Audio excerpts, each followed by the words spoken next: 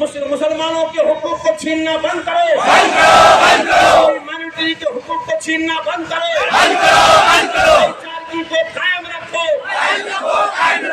तमाम लोगों से मैं गुजारिश करूंगा कि शांति के साथ बैठे हमारे नौशाद भाई हजरत फरमा चुके हैं। मैं यही दोस्तों साथियों बुजुर्गों, देखिए ये मोदी सरकार, ये अमित शाह की सरकार, ये तानाशाही सरकार, मेरे ट्रिपल तलाक बिल, फिर एनआरसी, फिर नकाब पे पाबंदी, फिर अभी जो है वो अमेंडमेंट बिल जो मुसलमानों के मस्जिदों के खिलाफ, मदरसा के खिलाफ और दरगाह के खिलाफ, अगर ये बिल लागू हो गया तो आपके मदरसा में आप नहीं जा सकते हैं, मस्जिद में ताला लग जाएगा, कब्रिस्तान में नहीं जा सकते हैं, आप जो मिट्टी भी नहीं दे सकते हैं। मेरे भाई इतना खतरनाक ये बिल है कि मोदी सरकार जुल्म नहीं कर रहा है तो क्या कर रहा है। इसलिए मेरे दोस्तों साथियों बहुत मैं शुक्रगुजार हूँ कि आप लोग इस गर्मी के मौसम में इंशाल्लाह आए हैं। मैं मुफ्ती साहब का दुआ लेके मैं यही कहूँगा कि अल्लाह ताला हश्र के मैदान में भी आप लोग को इंशाल्लाह ये मेहनत आप लोग कबूल अता फरमाए। किसी कारण नहीं आ पाए, अल्लाह ताला उनका भी जो है दुआ कबूल करे। मेरे दोस्तों साथियों बुजुर्गों, मैं यही कहूँगा कि जब तक रहेगी जान ये कहते रहेंगे हम, जब तक रहेगी जान ये कहते रहेंगे क्या भाई, कहते रहेंगे हम अल्लाह के रसूल का पैगाम जिंदाबाद। और तू हमें क्या मिटाएगा गुजरात के काबिल, अरे छाती पे चढ़ के बोलेंगे इस्लाम जिंदाबाद। दोस्तों साथियों बुजुर्गों, जिस तरह जब तक जिंदा रहेंगे मुसलमानों के खिलाफ कोई भी कानून हो, चाहे वो एनआरसी हो, सीए हो, या फिर ये वो अमेंडमेंट बिल हो, ट्रिपल तलाक बिल हो, या नकाब पे पाबंदी हो, या और भी हमारे हुजूर सल्लल्लाहु अलैहि वसल्लम के साथ गुस्ताखी करता है, कोई किस्म का बिल हो, इंशाल्लाह जिस तरह से आप लोग प्रोटेस्ट कर रहे हैं आगे भी प्रोटेस्ट करेंगे, वादा कीजिए इंशाल्लाह हाथ उठाकर आवाज देंगे क्योंकि आप लोग की जिम्मेदारी है, इसलिए आप लोग सब लोगों को आना पड़ेगा। मेरे दोस्तों साथियों बुजुर्गों, मैं ज्यादा नहीं बोलूंगा, अभी सिर्फ मैं मोहम्मद इरशाद आलम, मुफ्ती गुलाम मदनी साहब, रिहान भाई और हमारे मौलाना जमीर अख्तर साहब, हमारे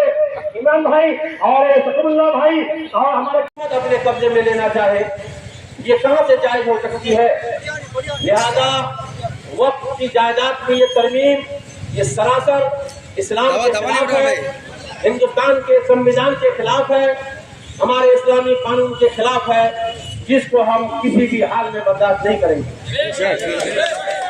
वक्त अमेंडमेंट बिल 2024 का पास करना ये दरअसल मुसलमानों को अपाहिज करना है, मुसलमानों को कमजोर करना है, मुसलमानों की जायदाद को नाजायज तौर पर कसब करने के लिए कानून बनाना है। ऐसा कानून जो किसी धर्म, चाहे हिंदू हो या मुसलमान हो, सिख हो या ईसाई हो, जो किसी धर्म को किसी जायदाद पर रासेबाना रवैया अख्तियार करे, न हमें ऐसा कानून चाहिए, न हमें ऐसी हुकूमत चाहिए। हम ऐसी हुकूमत की भी मजम्मत करते हैं और ऐसे कानून की भी मजम्मत करते हैं जो किसी धर्म की जायदाद पर, मखसूस प्रॉपर्टी पर, चाहे वो मुसलमानों की प्रॉपर्टी हो, चाहे ईसाई की प्रॉपर्टी हो, चाहे सिखों की प्रॉपर्टी हो, चाहे हिंदुओं की प्रॉपर्टी हो, किसी की प्रॉपर्टी को छीनने की नापाक कोशिश करना, इस तरह का कानून बनाना, ये हिंदुस्तान के कानून के खिलाफ है। सब आपस में भाई भाई, हम भाईचारगी के साथ यहाँ जिंदगी गुजार रहे हैं और आज आजादी के 76 साल के बाद 70 साल का शायद ऐसा हो गया, आज तक किसी ने ये आवाज नहीं उठाई और न इस तरह का बिल पास करने की किसी की हिम्मत हुई। आज ये मौजूदा हुकूमत ने जो इस तरह का बिल पास किया है, हम उस बिल के खिलाफ यहाँ पर धरना दिए हैं और यहाँ अपना मुजाहरा और अपने इस्लामी जज्बात को, अपने हुकूक को मांगने के लिए यहाँ आए हैं कि हमारी बात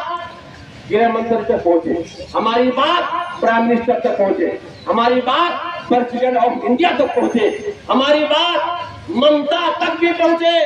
इसलिए कि हम उसी के साथ हैं जो हमारी हिफाजत के लिए, हम उसी के लिए साथ हैं। आज मैं ममता बनर्जी, हमारे चीफ मिनिस्टर से और तमाम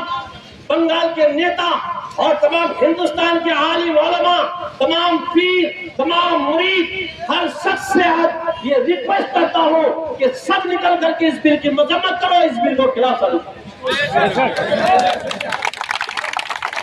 शरीफ की हदीस है,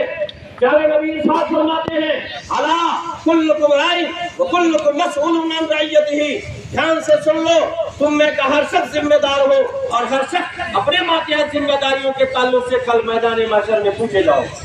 सवाल होगा, सवाल पब्लिक से भी होगा, सवाल लीडर से भी होगा, सवाल चीफ मिनिस्टर से भी होगा, प्राइम मिनिस्टर से भी होगा, प्रेसिडेंट से भी होगा, हर शख्स से होगा,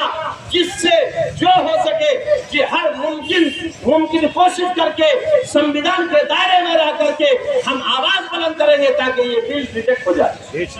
एक ही मांग है, वक्त अमेंडमेंट बिल रिजेक्ट करो, अमेंडमेंट बिल वापस लो।